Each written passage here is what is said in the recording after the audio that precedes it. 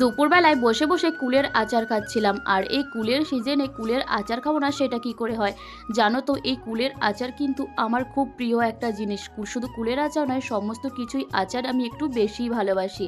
আর তখনই কিন্তু বান্ধবী আমাকে এসে বলল, চল কামরাঙা মাখা করি। তাই আমিও কিন্তু ঘর থেকে এক গামলা কামরাঙা নিয়ে বসে পড়েছি সুন্দর করে ধুয়ে এগুলো কাটতে।